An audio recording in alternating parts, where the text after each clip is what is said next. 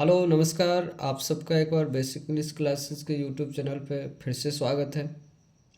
आज हम लोग 7 चैप्टर करेंगे।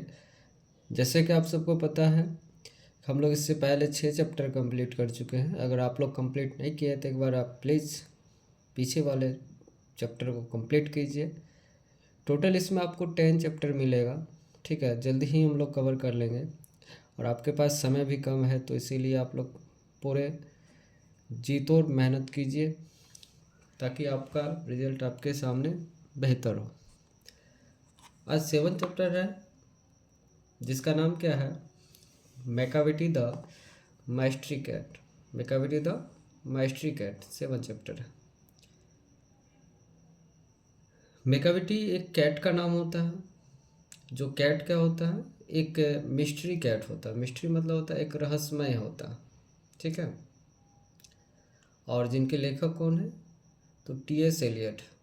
कभी कभी देखिए इसका फुल नाम पूछ देते हैं, तो आपको याद रखना पड़ेगा। टी से थॉमस और एस से एस्टिनर्स।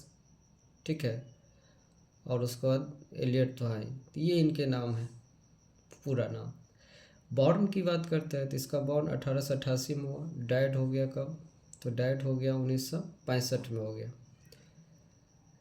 बॉर्न इसका हुआ यूएसए यानी कि अमेरिका में, बट सेटल हो गए इंग्लैंड में। और आपको हम एक कवि के बारे में और बताए थे कि जिनका जन्म होता है इंग्लैंड में, लेकिन वो सेटल हो जाते हैं कहाँ जाके, अमेरिका में जाके सेटल हो जाते हैं। इसके बारे में बता चुके हैं, तो आप लोग हमें कमेंट बताइए वो कौन से कवि है। लेकिन इसका क्या है, यूएसए में जन्म होता है और ये इंग्लैंड में जा कर के सेटल हो जाते हैं। आगे समझ में। और लेकिन एक कवि कौन है जिसका इंग्लैंड में जन्म होता है, यूएसए में जाके सेटल होते हैं, उसके बारे में आपको बताना पढ़ा चुके हैं। Belong to Anglo Catholic religion, ये एंग्लो कैथोलिक रिलीजन से बिलोंग करते हैं। ये 20th सेंचुरी के क्या हैं, कवि हैं। इसको अवार्ड मिला था नोबेल प्राइज़ लिटरेचर के लिए। कब मिला था, तो 1948 में मिला।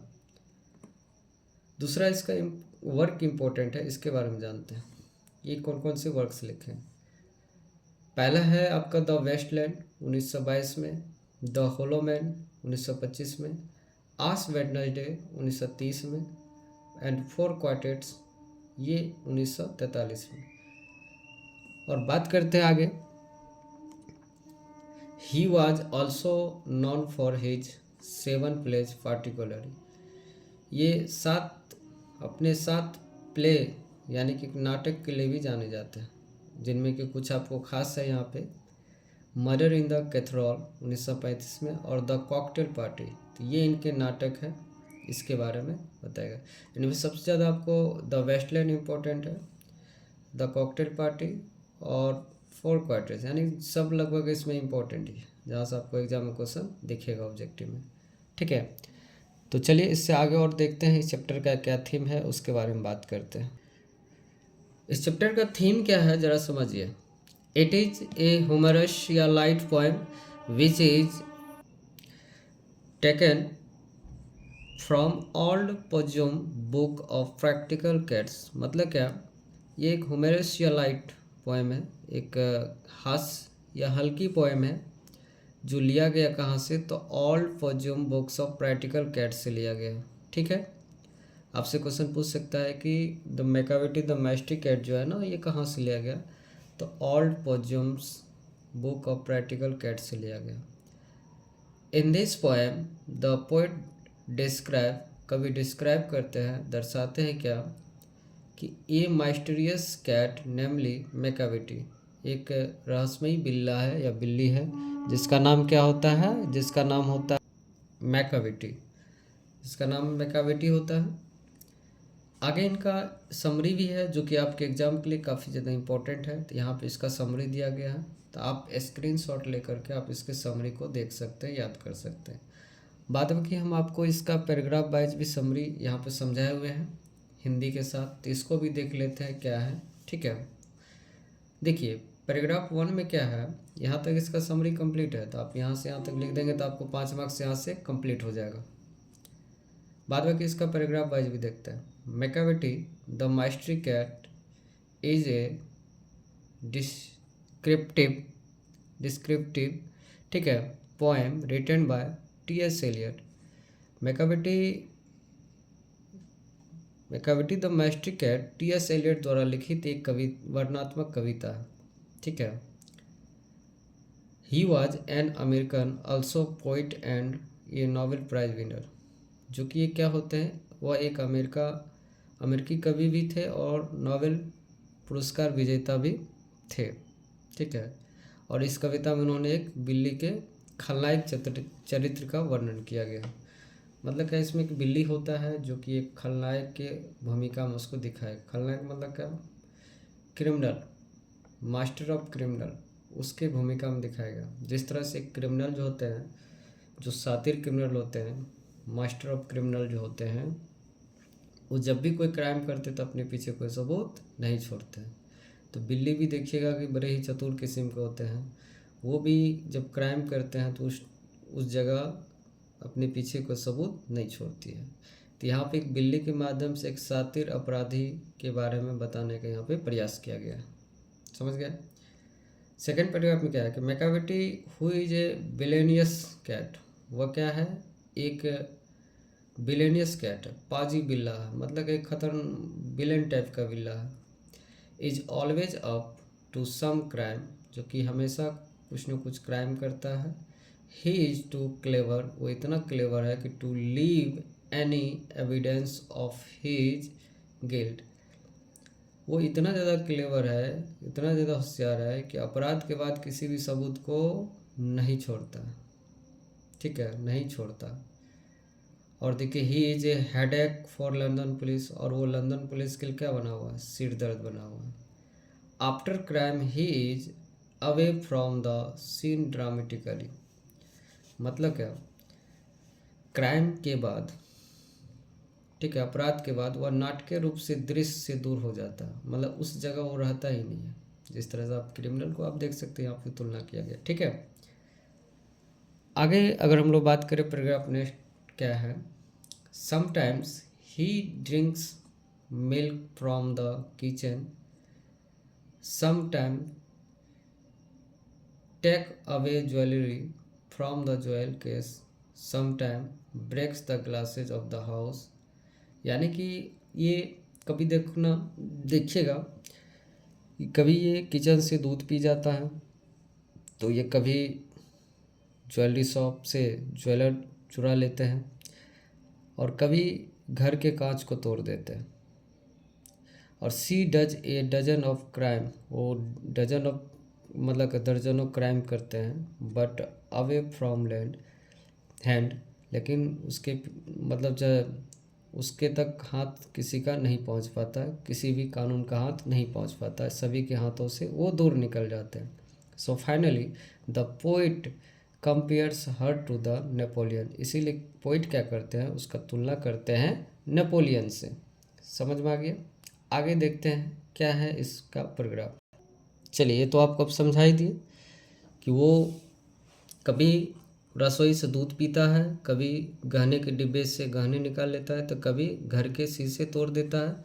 वह दर्जनों अपराध करता है लेकिन हाथ से निकल जाता है, इसलिए अंत में कभी नेपोलियन से उसकी तुलना करते हैं।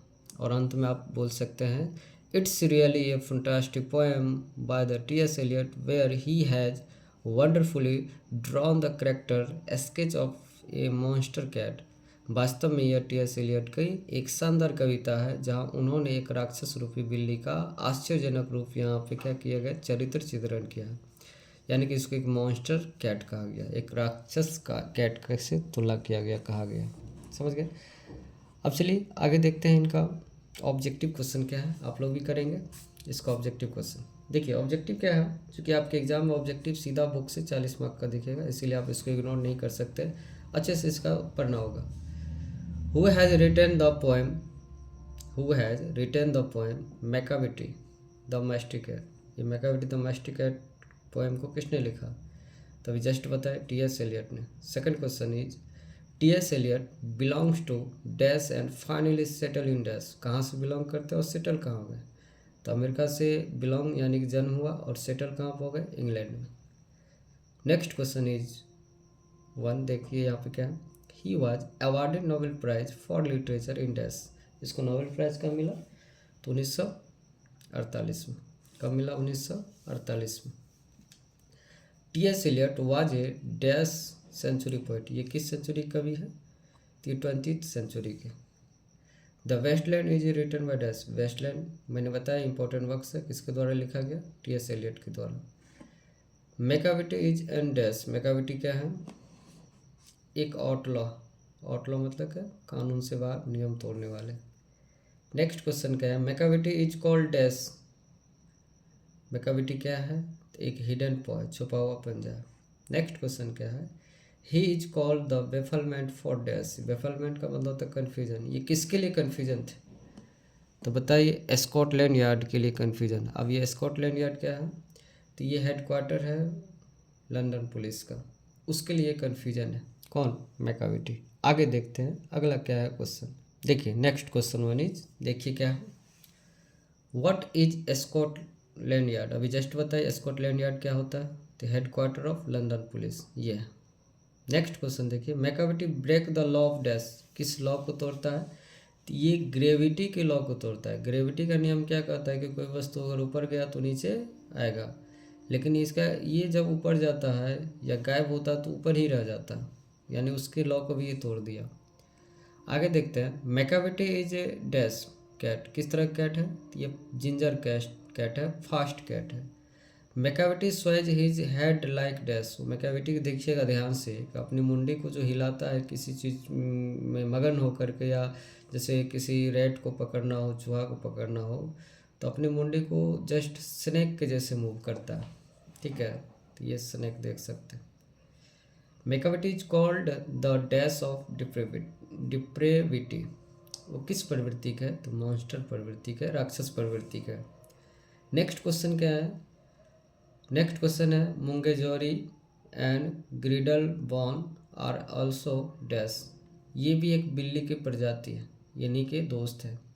तो ये पूछ रहे हैं कि ये क्या है? तो ये भी कैट है। The poet compares Macavity to dash. Macavity का कंपेयर पोइट किससे करते हैं? तो नेपोलियन से करते हैं। Next question is, who is responsible for every crime that takes place in London. यानी कि लंदन में जहाँ कहीं भी क्राइम होता था उसके सारे जिम्मेदार कौन थे, कौन है? तो मैकाविटी है। Macavity is full of dash. Macavity किस चीज़ से भरा हुआ? धोखे से भरा हुआ, डिसीटफुलनेस। ठीक है, धोखा ही धोखा है उससे भरा हुआ। तो उम्मीद करते हैं कि आप लोग को समझ में आ गया होगा। अगर कोई दिक्कत परेशानी होगा तो आप हमें कमेंट करेंगे, बताएंगे। चूँकि हो सकता है इसमें आपको क्वालिटी में थोड़ा सा परेशानी हो, तो बट मैं आपका कंटेंट से मदद कर रहा हूँ, क्योंकि मैं मतलब प्रोफेशनल यूट्यूबर नहीं हूँ, मुझे एडिट वगैरह सब नहीं आता, तो मैं आपका हेल्प कर रहा हूँ। आप भी अपना सहयोग बनाए रखें और आप पढ़ें, बस कंटेंट देखें कि हाँ आपके एग्ज़ाम के लिए उपयुक्त है या नहीं है। ठीक है, बाद बाकी आपको फिर भी कोई दिक्कत परेशानी होगा तो आप हमें बताइए कमेंट्स करके, क्योंकि आप बताएंगे तो मुझे सुधार करने का एक मौका मिलेगा, मैं ट्राई करूँगा। ठीक है, और बाद बाकी आप लोग पढ़ते रहिए और तैयारी को बढ़ाते रहिए। तब तक के लिए विदा लेते हैं। Thanks for watching this video.